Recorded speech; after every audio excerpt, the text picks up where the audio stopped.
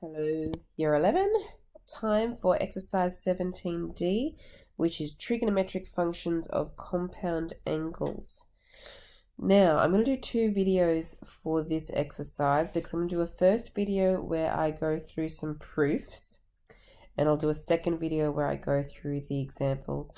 Now, the proofs, I do not expect you to memorize or reproduce in any way, but they are nice to be familiar with because it means that we're not just pulling these formulas out of thin air and making you use something that you've really got no idea as to why they work. Okay, so let's start with that. We're talking about compound angles, which means we want to add or subtract two angles. We want sine or cos or tan of those compound angles. Okay, now the big question is, sine of A plus B, is that equal to sine of A plus sine of B? Can we just expand that out using the distributive law that we've been learning since the beginning of high school? The answer is no, they are not the same. But the question still remains, why not? Why aren't they the same? The 10-second answer to that question is that sine is not a number that you can just multiply through brackets as if it was a 2 or some other number at the front there. Doesn't work that way. It is an operator. It is not a number that can be multiplied through. Okay, but to really see that in action, we need to do some proofs. So here they come. You don't have to do a lot of writing for these proofs. I've written them down for you. We're just going to go through them together. Okay, so as you know, a lot of trigonometry all comes from our unit circle. So here is our good old unit circle. And what we're going to do is we're going to pick a point on the edge of that circle. I'm going to put it here. And I'm going to draw a line coming out to that. Okay, that would be a radius of 1 because it's a unit circle, which means a radius of 1. The angle that I've made there, I'm going to call y. Okay, so that's this little angle in here.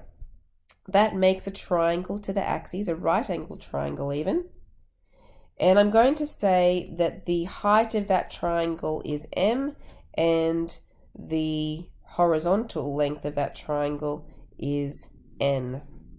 Now, if I use my right angle triangle SOHCAHTOA, I could find that sine of y, sine is opposite over hypotenuse, so that would be m over 1. Now, I don't need to put over 1, m over 1 is just m. So sine of y is equal to m, or we probably prefer to put the m first. M is equal to sine of y. We could also find cos of y. Cos is equal to the adjacent over the hypotenuse. The adjacent is n, so it's n over 1, which is just n. And again, we probably prefer to say that n equals cos of y. Now that means that we've actually got some coordinates for this point here in terms of x and y. Now I'm going to call this point A. The coordinates of A, the x coordinate is the value of n here because it's how far along this line it goes.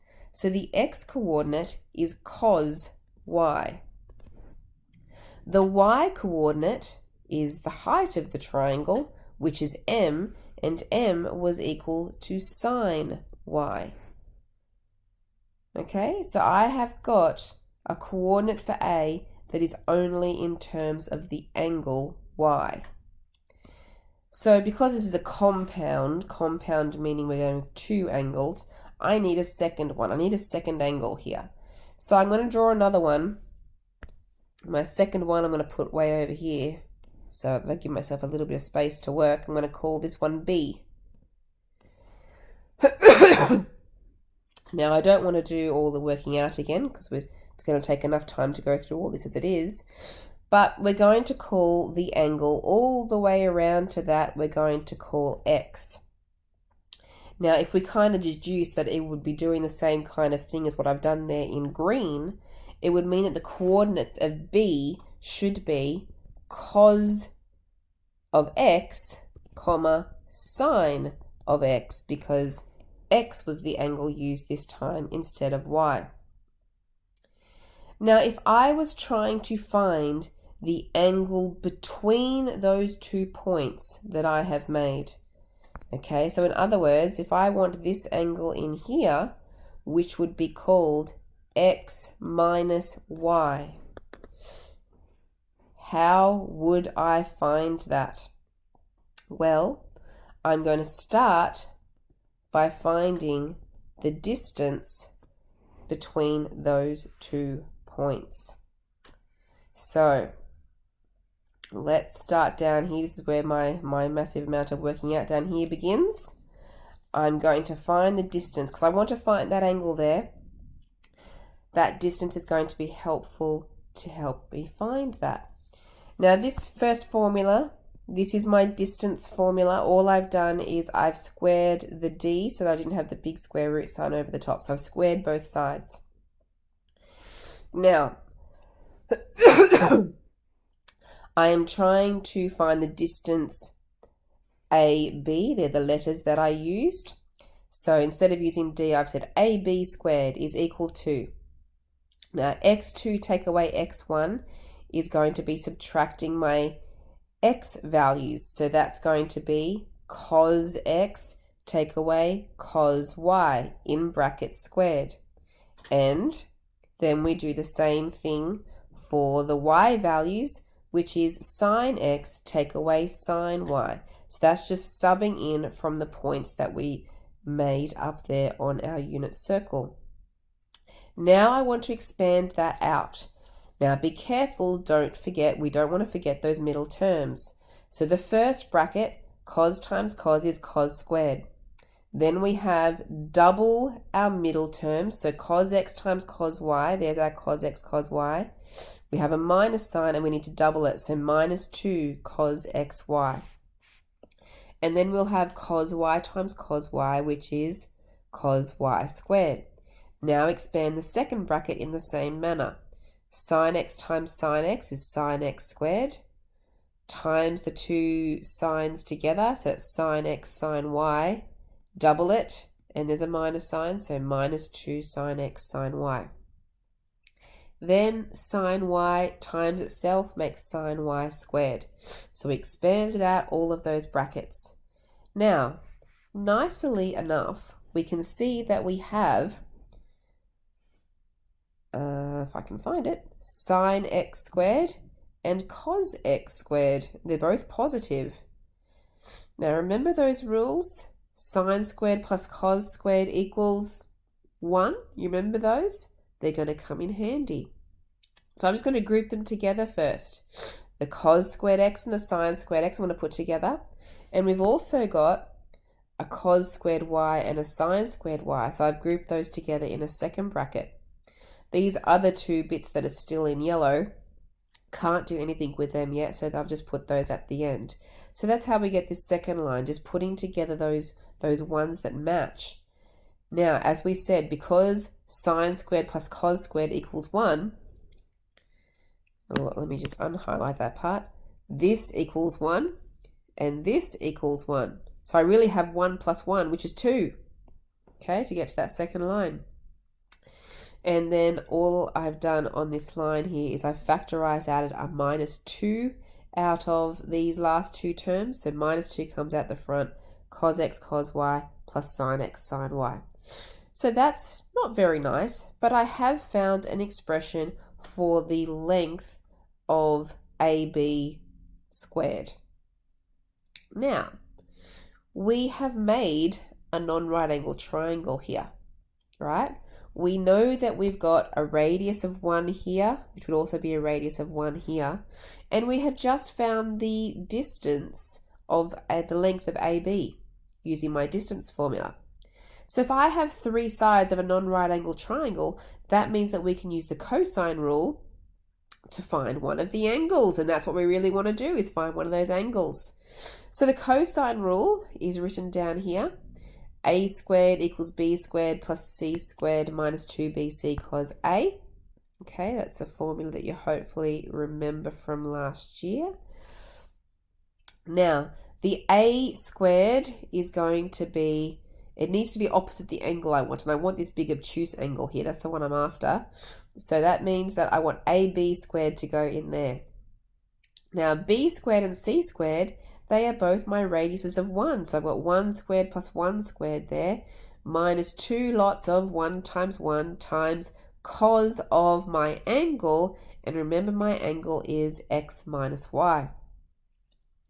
So all of that comes down to 1 squared is 1 plus another 1 squared is 1. So that's really another 2 again, isn't it?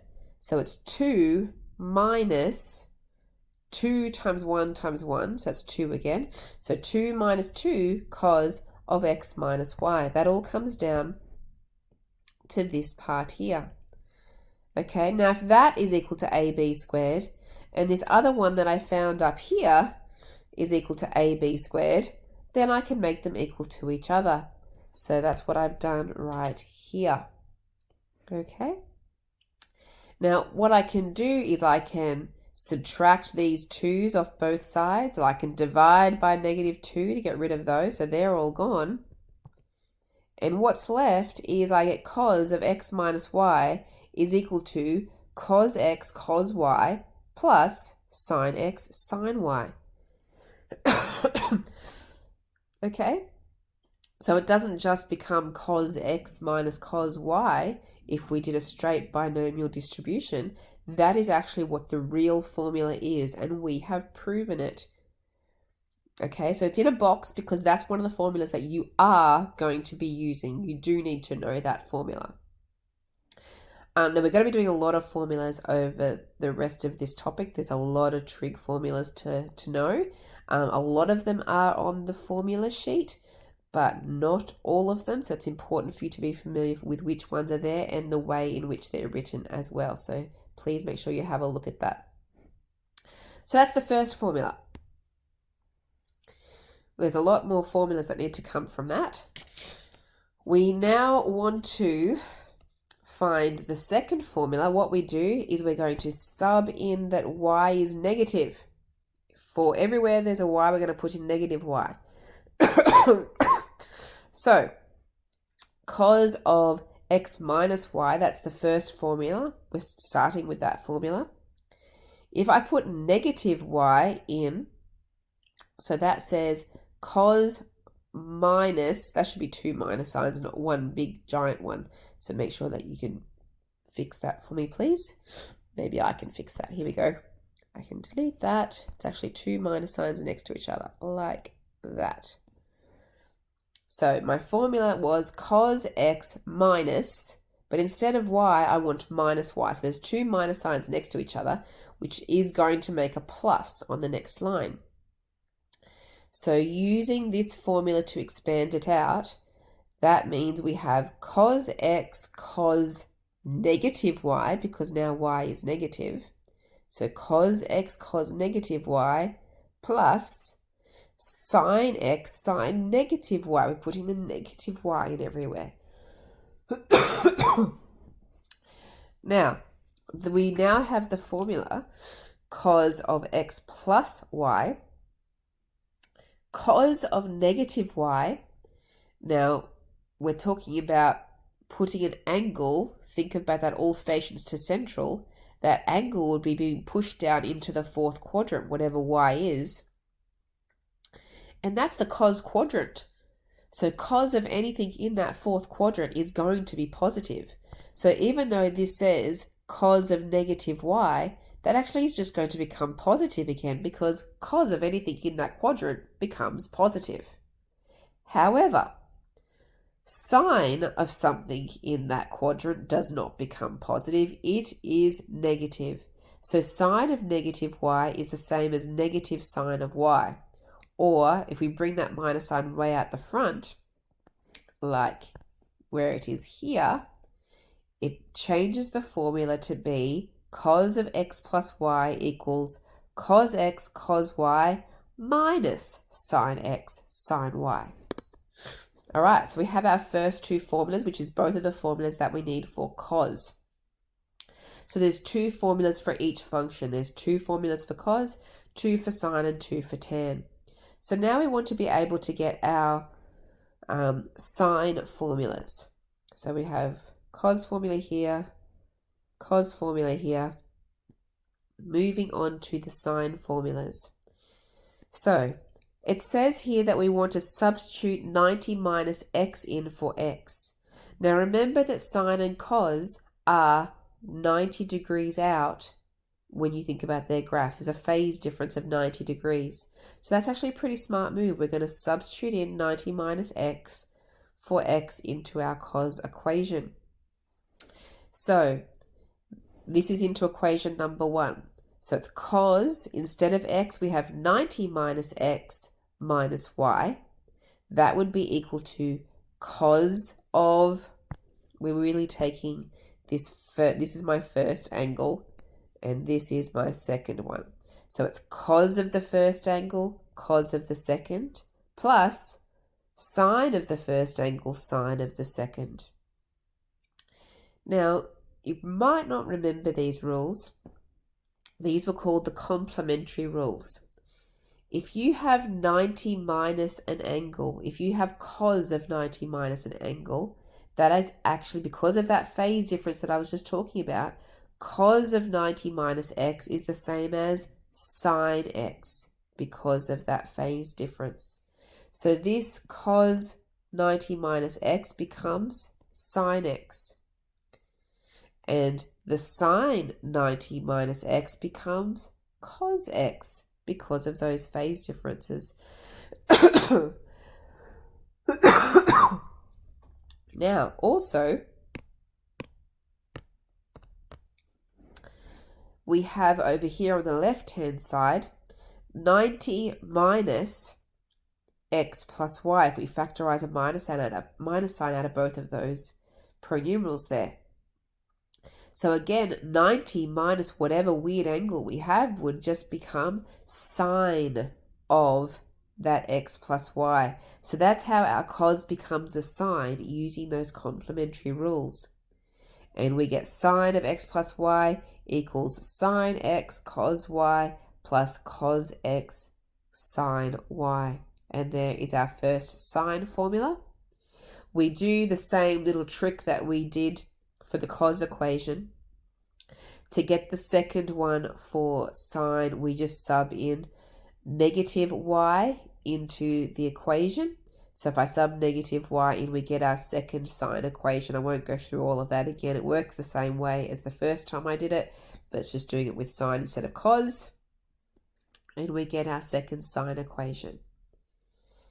All right, the last equation that we need to get is the tan equations. So the tan, if you remember, tan is equal to sine over cos. That was one of the rules. So tan theta, for example, is equal to sine theta divided by cos theta. So we have found the sine formulas and the cos formulas. So guess what? We can use those to help us find the tan formulas.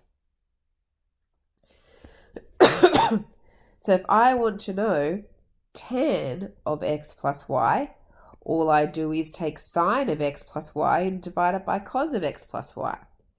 Well, the expansion of sine x plus y was sine x cos y plus cos x sine y. And the expansion of cos x plus y is cos x cos y minus sine x sine y. So I've used those expansions. Now that is quite messy. We don't want to leave it looking like that.